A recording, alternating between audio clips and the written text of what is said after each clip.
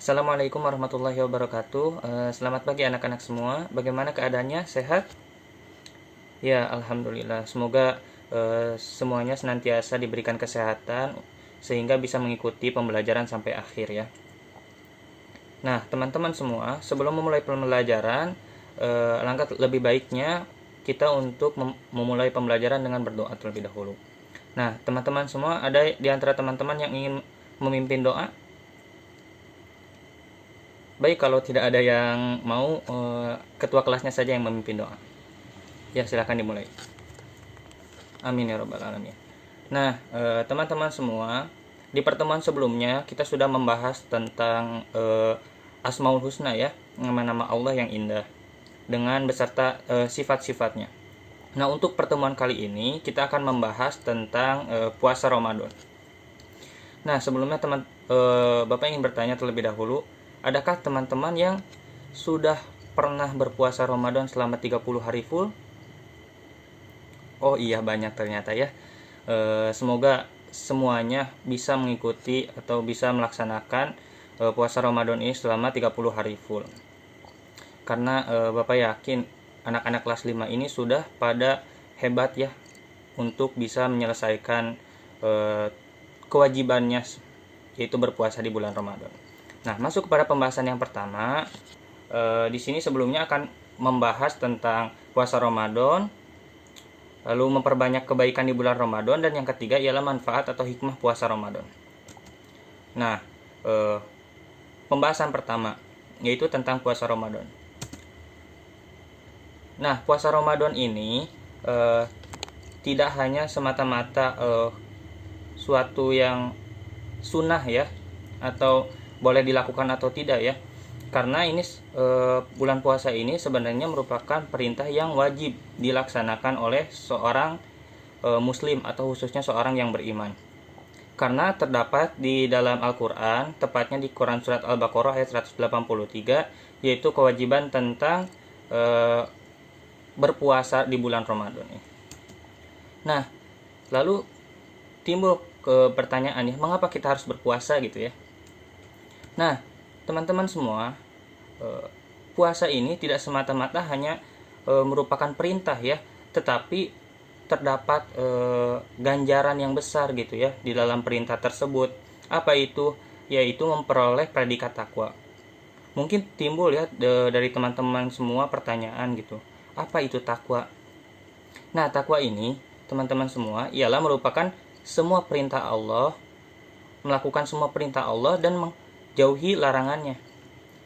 Nah, apabila kita mendapatkan predikat bertakwa ini, maka kehidupan kita akan senantiasa diberikan ketentraman, terkhususnya hati kita gitu ya, tentram dan bahagia. Kemudian di akhirat kelak, orang-orang yang bertakwa ini akan mendapatkan surga, diberikan oleh Allah surga yang sebagaimana kita ketahui bahwa kelak di surga itu kita akan bahagia dan bahagia selama-lamanya ya di sana.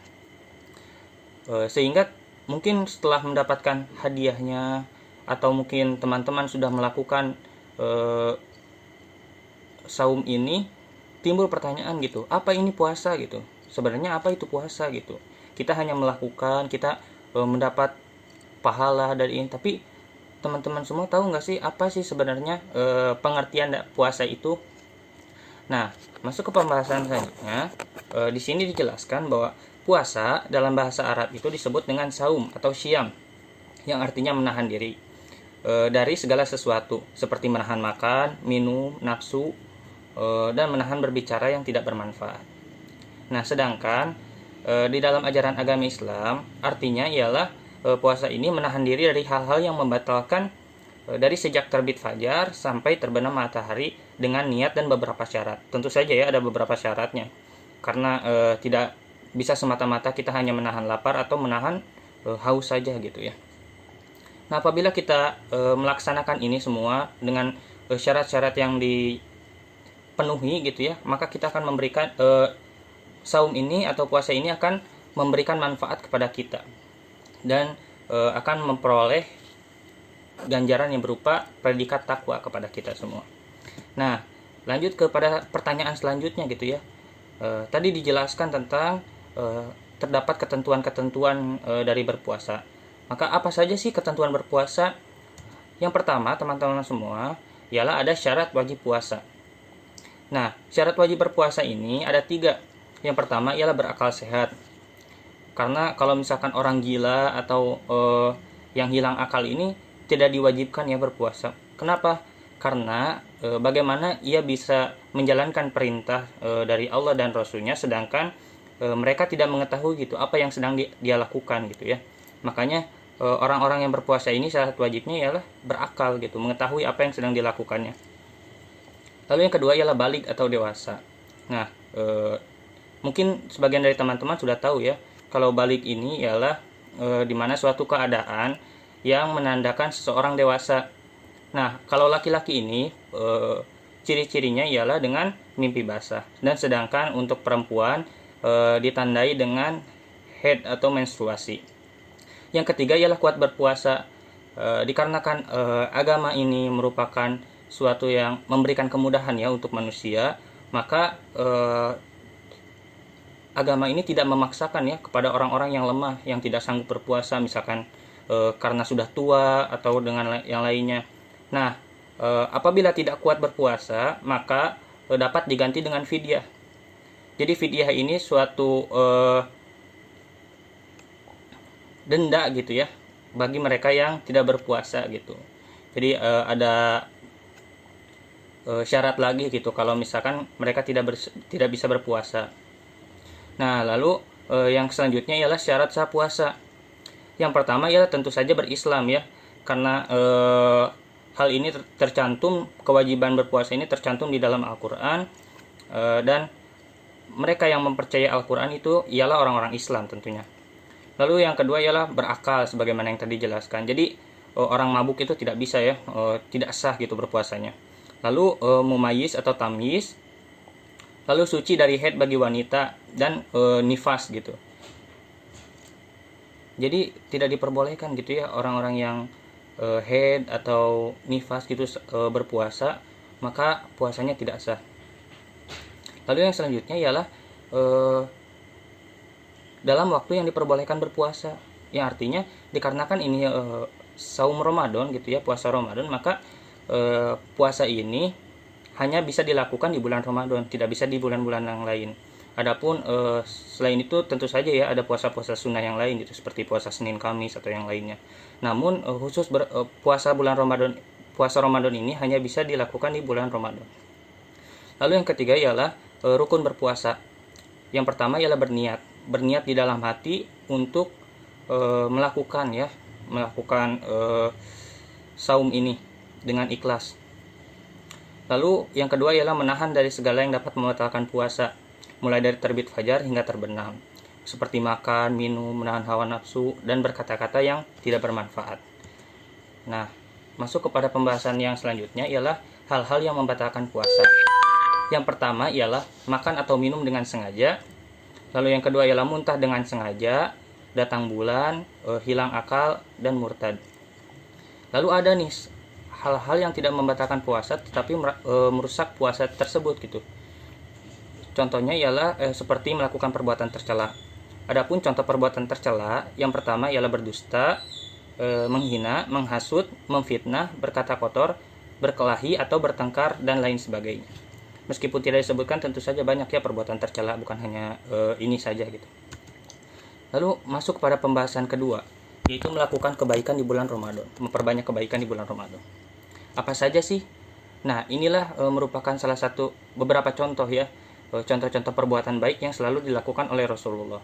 Yang pertama ialah sholat tarawih berjamaah di malam hari setelah sholat isya, baik itu setelah sholat isya langsung tarawih ataupun bisa diakhirkan malam ya. Lalu yang kedua ialah tadarus Al-Quran. Tadarus Al-Quran ini ialah membaca Al-Quran dengan memperhatikan tajwid dan makhraj yang benar, ataupun bisa juga mempelajari kandungan-kandungan isi dari Al-Quran tersebut ya. Nah, yang ketiga ialah memperbanyak sedekah. Memperbanyak sedekah ini tentu saja tidak hanya serta-merta kita memberikan harta kita kepada orang lain ya, namun harus dilandasi dengan keikhlasan hati ya. Tidak boleh ria ataupun ingin disebut seorang, dipuji sebagai seorang dermawan. Nah, ini merupakan beberapa contoh ya perbuatan baik yang selalu dilakukan oleh Rasulullah. Nah, yang ketiga ialah hikmah atau manfaat berpuasa. Apa saja sih? Yang pertama ialah manfaat berpuasa ini sebagai ungkapan rasa syukur kepada Allah ya. Karena di 11 bulannya sebelumnya gitu kita diberikan kebebasan untuk kapan saja bisa makan, kapan saja bisa minum. Nah, sebagai ungkapan rasa syukurnya kita kepada Allah ini dengan melakukan puasa bulan Ramadan ini, kita diberikan berbagai rizki gitu ya, bisa menikmati makan, bisa menikmati minum gitu. Nah, ungkapan rasa syukurnya ini dengan cara berpuasa Ramadan. Meskipun banyak hal-hal yang lain ya, namun salah satunya ialah dengan berpuasa Ramadan. Yang kedua ialah menanamkan rasa kasih sayang atau empati ya kepada sesama. Lalu yang ketiga ialah sehat jasmani dan rohani. Lalu yang keempat melatih kesabaran, dan yang kelima ialah melatih kejujuran. Ini beberapa hikmah atau manfaat ya yang dapat didapat bagi mereka yang berpuasa Ramadan. Nah, mungkin cukup sekian yang bisa Bapak sampaikan. Mungkin barangkali dari teman-teman semua ada yang ingin dipertanyakan. Baik, kalau tidak ada, setelah ini mungkin Bapak akan memberikan sejumlah soal ya untuk berlatih dari apa yang tadi disampaikan oleh Bapak dan materi-materi yang tadi ditampilkan di PPT gitu ya. Nah, untuk pembuatan soalnya sendiri mengisi soalnya sendiri itu nanti dikirimkan di grup saja ya untuk pengumpulannya. Nanti Bapak beri soalnya di grup saja. Nah, untuk kesimpulannya bahwa puasa Ramadan ini merupakan suatu yang diperintahkan oleh Allah Subhanahu wa taala ya. Jadi merupakan suatu kewajiban. Bukan merupakan sunnah. Karena hal ini tercantum di dalam Al-Quran sendiri ya. Lalu selain daripada itu terdapat ketentuan-ketentuan yang harus dilaksanakan ketika melakukan puasa Ramadan tersebut. Tadi ada 3 ya, syarat wajib, syarat sah, dan rukun puasa. Lalu selain perintah saja, tetapi bulan Ramadan ini juga, saum Ramadan ini juga mempunyai hikmah dan manfaat kepada baik untuk diri sendiri ataupun orang lain ataupun kehidupan kita di dunia maupun di akhirat. Nah, mungkin pembahasan tentang puasa Ramadan ini dicukupkan sekian. Untuk pembelajaran selanjutnya kita akan membahas tentang kisah keteladanan Nabi Daud alaihissalam. Sebelum Bapak tutup, Bapak berpesan untuk teman-teman semua atau anak-anak semua untuk selalu senantiasa menjaga protokol kesehatan ya, menjaga kesehatannya sehingga bisa mengikuti pembelajaran dengan baik dan tidak tertinggal ya, khususnya di masa pandemi ini. Walaupun kita melaksanakan pembelajaran ini secara online gitu ya. Baik, mungkin itu saja yang bisa Bapak sampaikan. Ditutup dengan mengucapkan alhamdulillahirabbil alamin dan doa subhanakallahumma bihamdika asyhadu an la ilaha illa anta astaghfiruka wa atubu ilaik. Wassalamualaikum warahmatullahi wabarakatuh.